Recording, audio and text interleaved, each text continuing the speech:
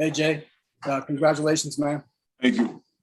Just take me back to coming here to this team and then all the way up to tonight, coming up big in this game and helping your team so much and just you've been through this through these playoffs before, deep runs in the playoffs. How much more special I guess is this one? It's amazing. But I knew our potential. I knew we can get to the level of basketball we could play when I first got here. I just knew it was a special group. I knew we had a chance to do something special. And we just stayed the course throughout the whole season, throughout the whole postseason. We've been just staying the course and believing in one another and trying to perform to the best of our abilities together. But it feels great. Obviously, I was here last year, and I'm already, my mind is already thinking about 4 more. But I'm going to embrace this and just take it all in tonight. I know it's hard to get back to the finals to be the last 2 teams standing, but I'm going to embrace this. And then tomorrow I'll switch my mindset to 4 more. So it feels great. Thank you. Next is Kellen Olson with Arizona Sports, followed by Dwayne Rankin. Hey Jay, Monty was just saying when you're watching these moments from afar for guys and you're in the league and you've never had one, you never know when you're going to get there. With the way last year ended for you, did you have that kind of moment, and just how does it feel now to be back in this position to potentially win the championship? I'm chasing it. I was chasing it. That's all I can really tell you. That's my motivation. That's what I've been preaching to the guys. Yeah, we're a good regular season team, but we're preparing for something bigger, and that's the postseason. And I knew that was my message pretty much the whole season when things got tough in our regular season. But for myself, yeah, I'm chasing that. I'm chasing that feeling again. I'm chasing that moment. I was 2 games away from hoisting a trophy, so it definitely hurt, but it definitely gave me some motivation. I'm glad to be back here playing for it all again. Next is Dwayne Rankin with the Arizona Republic, and then Gina Mizell. Congratulations, Jay. Thank you. I wanted to ask, seeing Chris Paul in that mode, what was that like to watch him do what he did? It was great. Just seizing the moment. We knew coming into this game it'd be a tough environment to just get the thing done, but I knew we were capable. We talked about it this morning. We just wanted to seize the moment whenever the opportunity presents itself, and I think he understood that more than anybody. He just tried to seize the moment. I think he controlled the game from the time we came out of the halftime. He could just control the game, whether it be getting us in our sets, whether it be him making that play. He just controlled the tempo of the game, and I think that's when he's at his best. But it was great. I kept asking him in the 4th quarter, "You taste that? You taste it?" He's like, "No." It's all right. Come on, we're gonna keep playing. Then we're gonna keep playing. 5 minutes ago, we up 21. You taste that? No. He go back out, bang, hit the top of the three. I'm like, all right, he's still feeling it. So it took us to about get something out of the game in the 4th quarter. He was like, I taste it now. I'm like, all right. But it's great to see him get over that hump in his career. 16 years, he's never been past this stage. So it's great to give him that opportunity to just play for it all, be the last team standing. It's great to be a part of it with him. Thanks, Jay. Next is Gina Mizell with Suns.com, followed by Dave McMenamin. Thanks. You mentioned that you felt something at the beginning of the year. This could be a special team. What was it about this group, or did something happen early in camp that made you think that, or just take you back to that moment? I knew it was going to take time, but I just knew, our younger guys were fearless. I knew what our veteran players would do, in the moment. But I felt like my whole mindset when I first signed to this team, I was just like, now I got to be a leader and bring the young guys ahead of the game a little bit, bring them around, let them get used to some tough basketball, put them in situations, talk to them. I just felt like our young guys was fearless. They always watch film, they always work, and you can work from that. You can build from that as a team. As our young guys put in these tough situations, we will allow ourselves to growth just by just learning and being able to just embrace anything that's getting thrown at you. Coach threw a lot of stuff at our young players, and they just embraced it early in the year.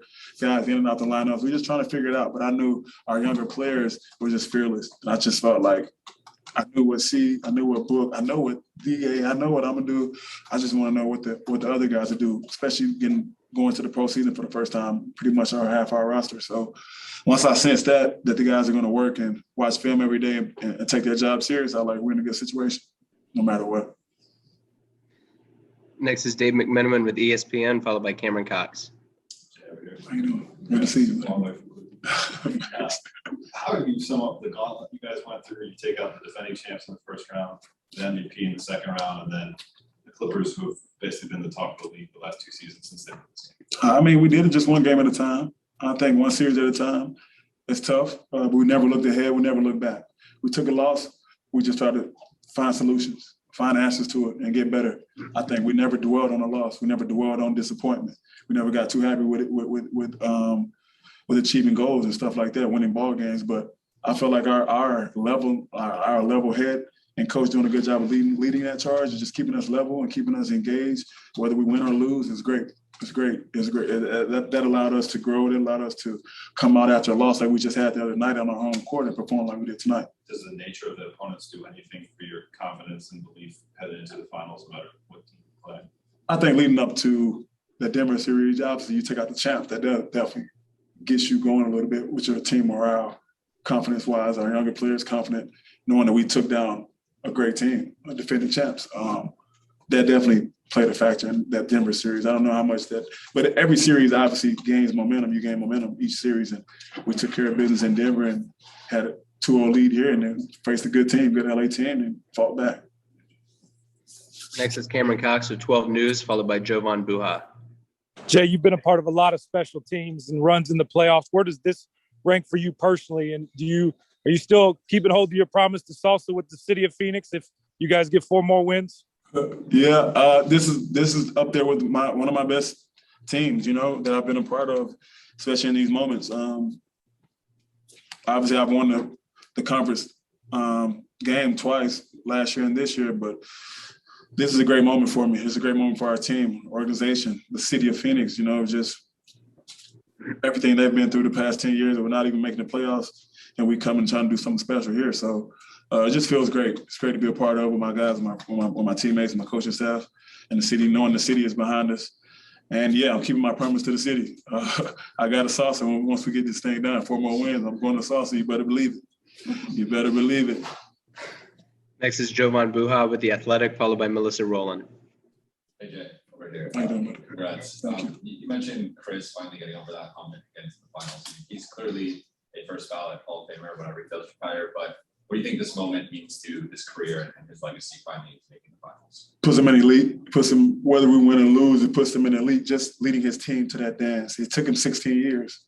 That tells you how hard it is to get to this moment, So, he's preaching that in the back, like it took 16 years to get to this. That's a long time to fight something, to have something motivate you for your career, but it's great to be a part of it. Definitely puts him in the elite category with players, special players that came through our league. I honestly feel that way.